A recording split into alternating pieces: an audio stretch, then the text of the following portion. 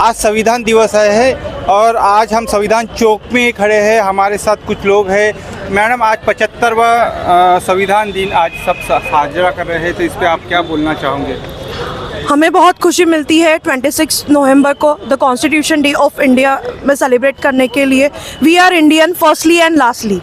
Madam, article 21 का आपने it is related to all the Indians of India should be treated equally, unity in diversity. के संविधान के इसमें ही बाबा साहब अम्बेडकर ने आज का जो राइट दिया अपने को, उसके इसके ऊपर भारतवर्ष जो संविधान से चल रहा है वो आर्टिकल 28 का अपने लिए काम आता है। संविधान दिन बनाने के लिए लोगों को इसमें जागरूकता के लिए आप बताइए। संविधान को अच्छी तरह से पालन किया नहीं जा रहा है फिलहाल, लेकिन उसका पालन जैसे आर्टिकल्स लिखे हुए हैं उसके हिसाब से वो जो इंसान को, आदमी को जो अधिकार दिए हैं उसका दुरुपयोग किया जा रहा है। संविधान का दुरुपयोग हो रहा है। क्या बोलना चाहोगे? आर्टिकल 30 आपने लिया है इसमें। संविधान के आर्टिकल 30 के अंतर्गत जो एजुकेशन है, शिक्षण है, वो अल्पसंख्यकों को और बाकी सभी के लिए अच्छे तरह से लागू करना चाहिए, ये उसका उद्देश्य है। जिस तरीके से यूपी में संभल में अभी जो जिस तरीके से वाकया हो रहे हैं, इस पे आप क्या बोलना चाहोगे? नहीं, ये तो सब संविधान के खिलाफ है। जो भी ये हो रहा है अभी, संविधान ये सभी के लिए है और ये सारी चीजें नहीं होना चाहिए। इसलिए हम लोग ये संविधान यात्रा की तरफ से, हम लोग संविधान यात्रा के जरिए से हम लोग ये जन जागृति कर रहे हैं। आप क्या बोलना चाहिए? आर्टिकल 32 जो है, ये जिस तरीके एक हार्ट बोला जाता है, हार्ट ऑफ सोल का एक उल्लेख किया जाता है, क्या बोलना चाहोगे?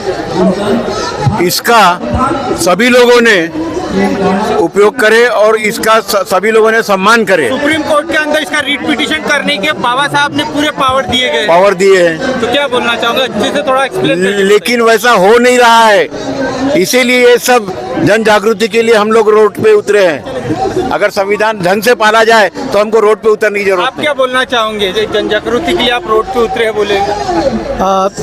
लोग तो कुछ लोग सोए हुए हैं, सबको जागरूक करना है हमको। आप क्या बोल लेंगे? सभी जागरूक होना चाहिए, सिर्फ एक ही कास्ट के लोगों ने इसमें इन्वॉल्व नहीं होना चाहिए। जैसा कि पिछले साल प्रफुल्ल गुर्दे सिंस सुबह 7 बजे से अब 10 बजे तक अपने साथ में थे, इस वक्त वो नहीं रह सके। लेकिन मैं तो ये चाहता हूँ कि सभी समाज के लोग, संविधान सभी के लिए है, सभी लोगों ने रहना चाहिए। संविधान सभी के लिए है, इस पे आप क्या? संविधान निश्चित ही संविधान सभी के लिए, और इसमें सभी किसी पालन हो रहा है क्या? जात धर्म पंथ का विचार न करते, पालन हो रहा है क्या? लेकिन ये हो नहीं रहा, इसीलिए हमें ये जागृति के लिए सड़क पे आना। आप क्या बोल? संविधान सबके लिए है, लेकिन जो अभी गवर्नमेंट आया है वो संविधान को, लेकिन जो संविधान के जो मानेंगे, संविधान पे अपना देश चलेगा तो पूरे भारत की जनता सुखी रहेगी।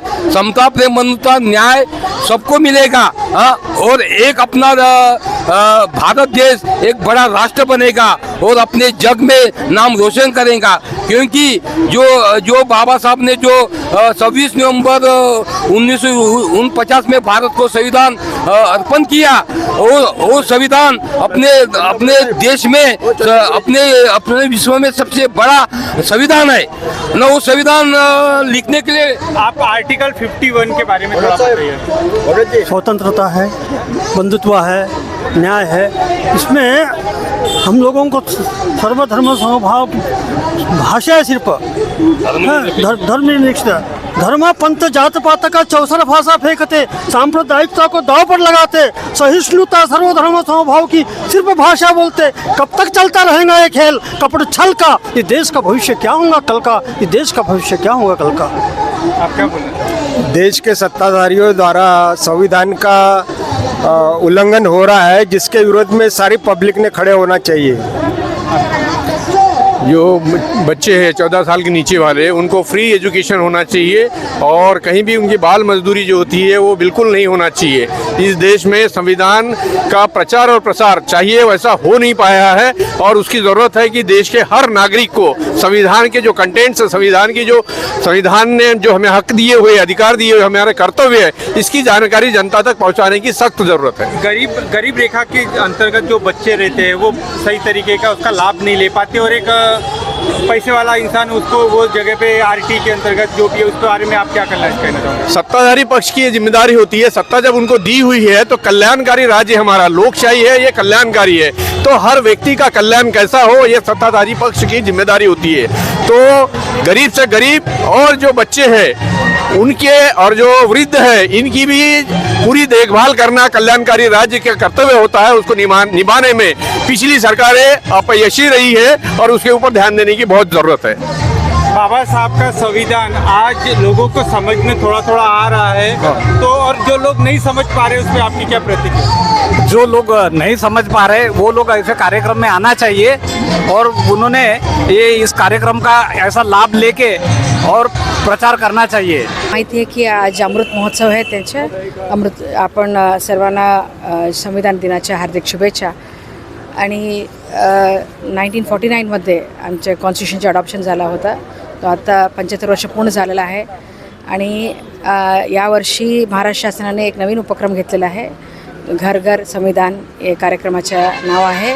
आणि याच्यात फक्त एक दिवस नाही, पूर्ण वर्ष कार्यक्रम होणार आहे। याच्यात शाळांमध्ये, महाविद्यालयात आणि नागरिकांमध्ये पूर्ण जे कॉन्स्टिट्यूशन व्हॅल्यूज आहे, जो मूल्य आहे त्यांच्याबद्दल एक जागरूकता निर्माण करण्यासाठी कार्यक्रम होणार आहे।